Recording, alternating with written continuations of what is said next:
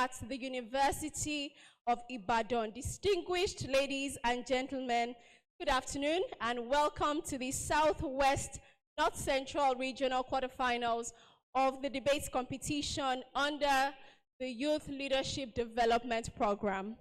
This is the third and final of the regional quarterfinals of the debates competition. We had the Northwest, Northeast regional quarterfinals at the Abubakar Tafawa Balewa University in Bauchi. And we also had the Southeast, South-South regional quarterfinals at the University of Nigeria, Nsukka. And it is our honor and privilege to be hosting the third and final quarterfinals for the Southwest North Central region here at the prestigious University of Ibadan.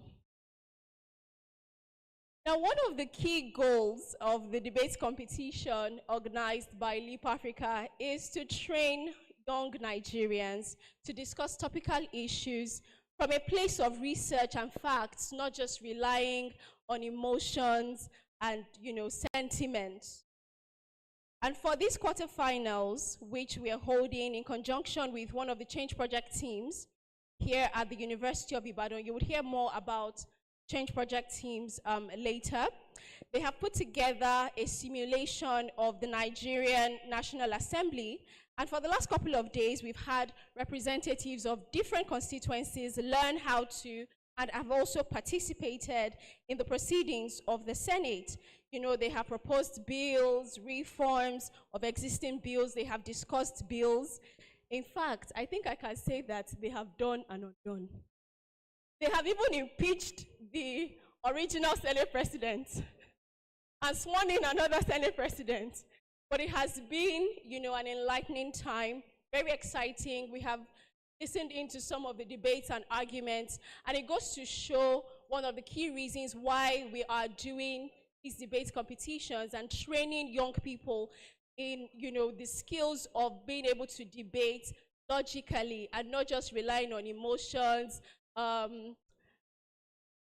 sentiments, cultural biases, tribal biases, because whether we like it or not, one day the young people in this room will sit in positions of authority and they will have to debate some of these things that will be passed into law in our nation, Nigeria. How do they represent their people properly if they don't have the skills to do so? Now, to take us further into today's agenda, I would like to welcome a representative. But before I do that, I'd like to recognize the presence of Professor Stephen Akinyemi Lafenwa from the Department of Political Science, University of Ibadan.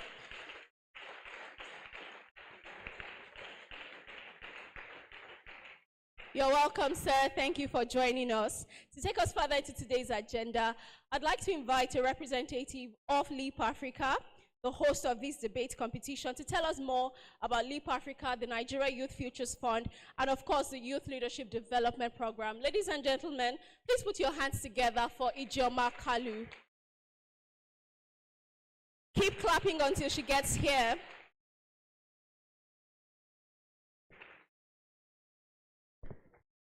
Good afternoon, everyone. Good afternoon, everyone. My name is Ijeoma Kalu. For those who have not met me, and I'm here on behalf of not just myself, but the Executive Director of Leap Africa and the entire management team at Leap Africa and the Nigeria Youth Futures Fund. So I'm sure a lot of you have asked yourselves, we've been hearing about Leap Africa since the event started, the conference started. What is Leap Africa, and what is Leap Africa about? What is this debate? Why are we having a part of this event to be a debate competition?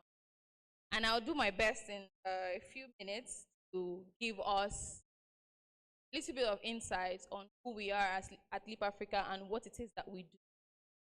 Leap Africa is a 23-year-old organization, and our sole aim is to raise dynamic thought leaders among Nigeria's teeming youth population, take over leadership from today. How many of you have heard the saying, Youth are the leaders of tomorrow. Youth are the leaders of tomorrow. Come on, you didn't go to primary school here. How many of you have heard we are the leaders of tomorrow? Thank you very much. But at Leap Africa, we believe that the youth are the leaders of today, tomorrow, and the days after. And because of that belief, and because we understand that we have a majority or a large population of the citizens of Nigeria and Africa as young people, we have to give you a program that is funded by Nigeria Youth Trust Fund. So, again, I've spoken about Leap Africa, and I would like to take some time to talk about the Nigeria Youth Future Fund. So, yes, I've told you what Leap Africa does, and every day we seek out partnerships to support us in our work, and the NYFF, as we like to call it, is a child of that partnership that we've sought with MacArthur, Ford Foundation, and Luminate Foundations. These people are supporting our work to raise activists. I know a lot of people don't like to hear the word activist, right? But to make activists of our young people, so that you are not just docile, saying, oh, what comes to us. No. Cannot be doing that anymore. Can't be saying, oh, the policymakers, oh, they are making their policies wherever they are. We don't stand for that anymore.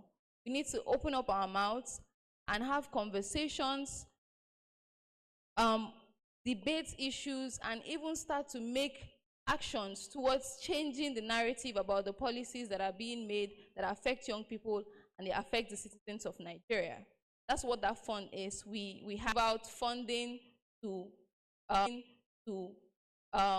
organizations who have community change projects that they would like to do, or advocacy projects that they would like to do, support the citizens of Nigeria. And that's where the YLDP comes to play. YLDP, once again, is the Youth Leadership Development Program. And this is focused mainly at tertiary, what have you. So are there people in your communities that would either be disenfranchised from participating in elections because of lack of knowledge? What can you as a young person do to get those people not to be disenfranchised anymore? Are there people who are being excluded from governance because of their limitations? What can you do as a student to remove them from that exclusion? These are some of the questions that we want you to answer by being part of the Community Change Project teams at YLDP. And we are training young people to begin to use their voice, speak to some of the policy issues that we have in the country, and that is where we come out with the youth leadership debates. Now, some of the issues that we're talking about, or that we've been talking about over the past few weeks at the quarterfinal stages, include conversations around renewable energy, tax reforms, the restriction of health workers from leaving the country due to brain drain, and issues around multi-party systems and how they affect governance generally in the country. Here is a fact. A lot of us young people have our social media. We have X, we have Instagram, blah, blah, blah. And we like to, go, for lack of better words, buzz online, right? Arguing on some of these issues. Oh, why is VAT this high? So on and so on. But if they ask you, how does the government calculate VAT? How does the government decide on what VAT should be? How does that become a policy? Some of us would not know.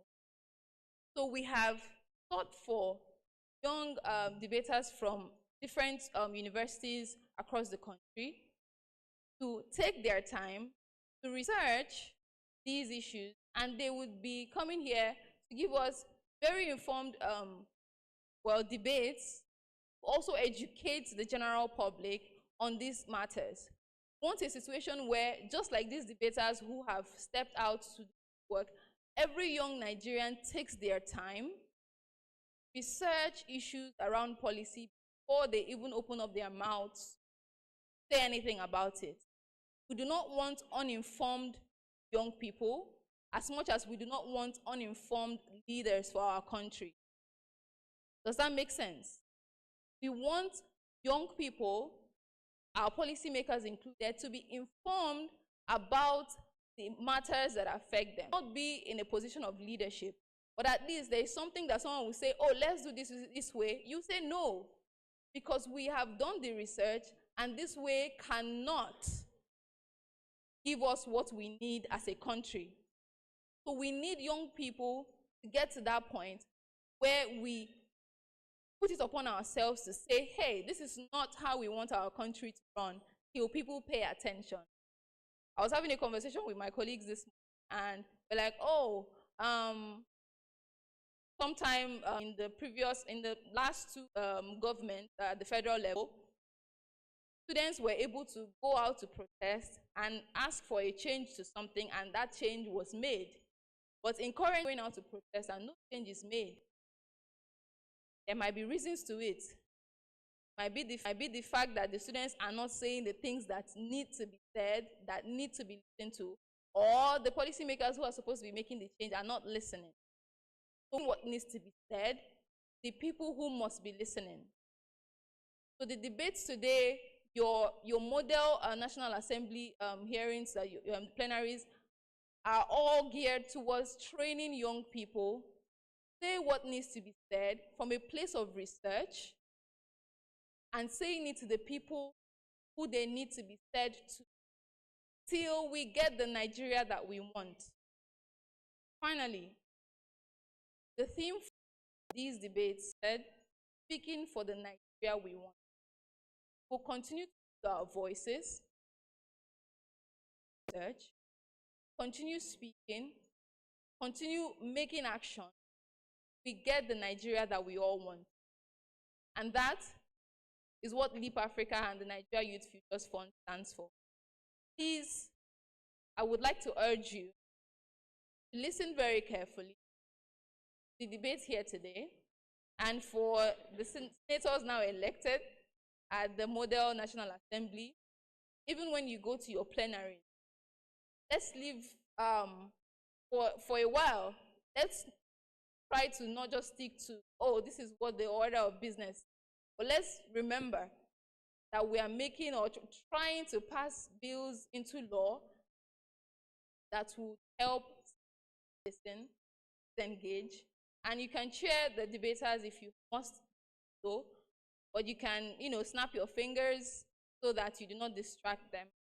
But I would like to say that you should expect some fiery debates here today, because we have some really, really, really good debaters in the room.